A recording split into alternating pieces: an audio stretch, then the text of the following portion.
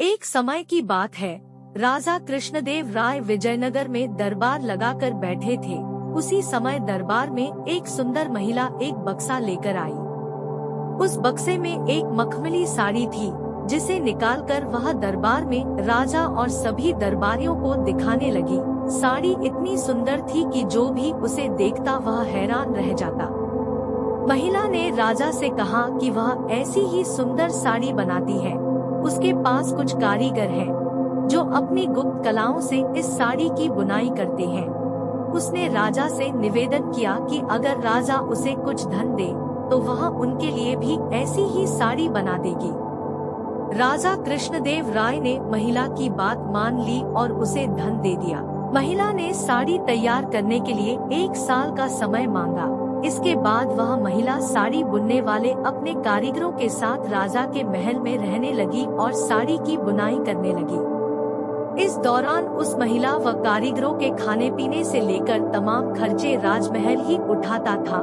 इसी तरह 1 साल का समय निकल गया। फिर राजा ने अपने मंत्रियों को उस साड़ी को देखने के लिए उस महिला के पास भेजा।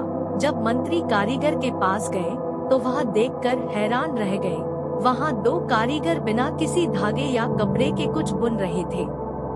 महिला ने बताया कि उसके कारीगर राजा के लिए साड़ी बुन रहे हैं, लेकिन मंत्रियों ने बताया कि उन्हें कोई साड़ी दिखाई नहीं दे रही है। इस पर उस महिला ने कहा कि यह साड़ी सिर्फ वही लोग देख सकते हैं जिनका मन साफ हो और जीवन में उन्होंने कोई पाप न किया हो।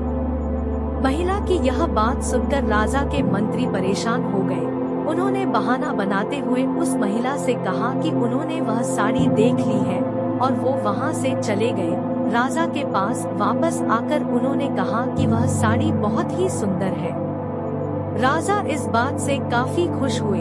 अगले दिन उन्होंने उस महिला को वह साड़ी लेकर दरबार में हाजिर होने का आदेश दिया। वह महिला एक बक्सा लिए हुए अपने कारीगरों के साथ अगले दिन दरबार में आ गई। उसने दरबार में बक्सा खोला और सबको साड़ी दिखाने लगी।